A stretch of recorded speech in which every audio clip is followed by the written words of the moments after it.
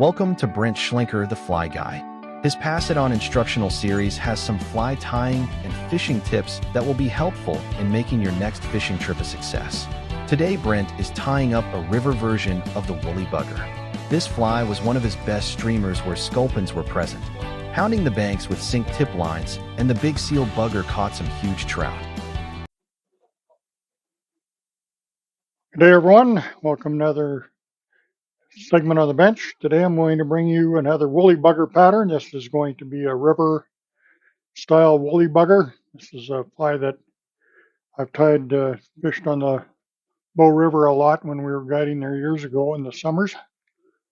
This was one of my go-to streamers. I have a size 2, nice, very sharp hook in the vise here. I'm using some 6/0 black thread.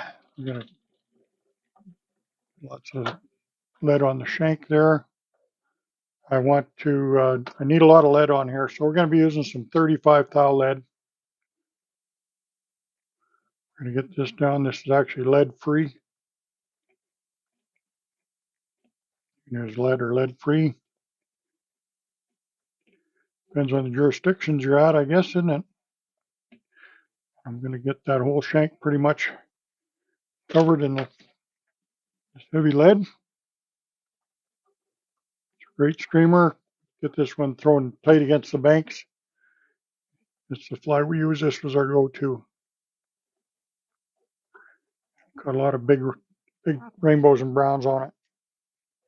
And it's not a lot of bling or flash in this one. It's nothing pretty, but it works. Okay, we're going to use here some Sculpin olive marabou. And I like these big fluffy plumes in the back here. We're going to put a nice big tail. I'm going to take 2 of them. And we're going to go side by side. We'll make sure we get tips going down.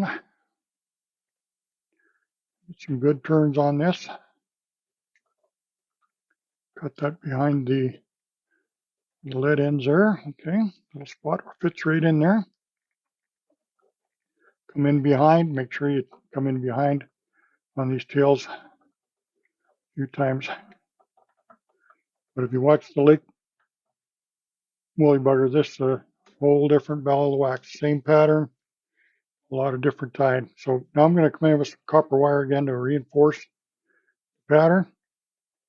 This fly is bulletproof. You can literally fish it all day if you don't break it off. Had some great memorable moments on the bow with this one. Now we're going to throw a half pitch in here. One as a secret sauce is just nice olive, kind of a darker, not a real dark olive seal fur, but if you can get this, this is, in my opinion, one of the most effective body materials you ever could get. Now I want to put a lot of seal on here. We're going to go all the way across. Come to the back. This can be going to be a fairly thick body. I'll come forward and we'll try to keep this all, a lot of seal on here.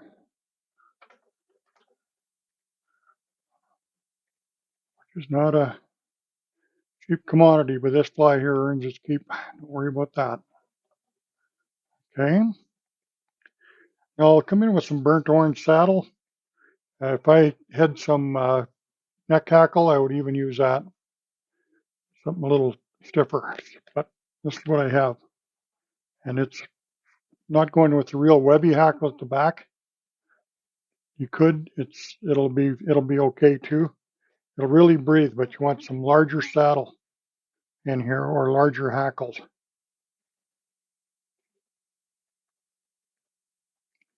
I'm going to lay 2 hackles in here too. This is like, so we're going to lay 2 together here. Get those stems exposed. Sure it's tied in real good and tight here at the front. Throw a half hitch in there, go to my post. Now we're going to start wrapping the hackle. We want to come in front with a little heavier turns now. We got 2 hackles coming back together, so we got lots of hackle on here.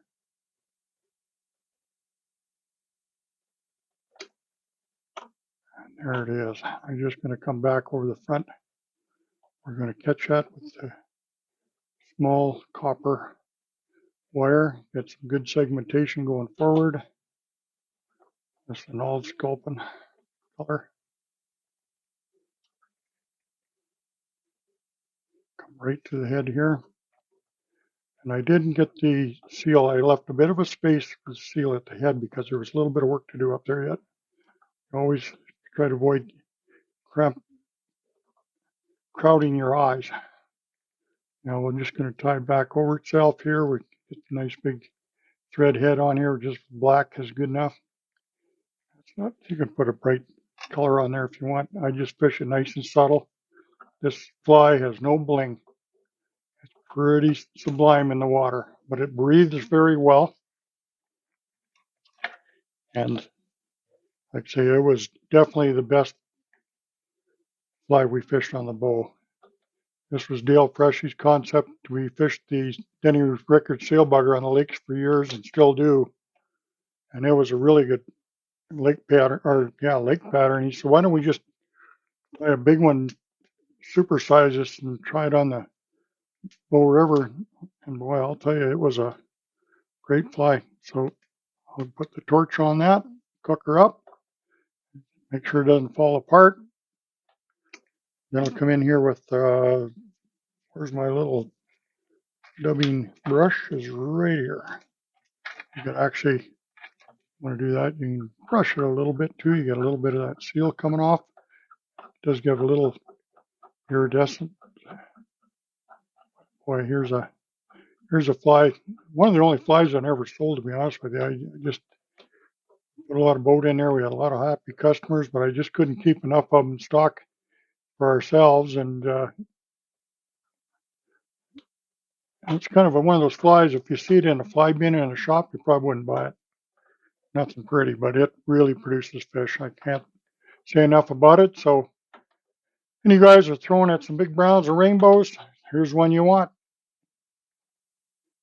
Thanks for watching, and we'll catch you later.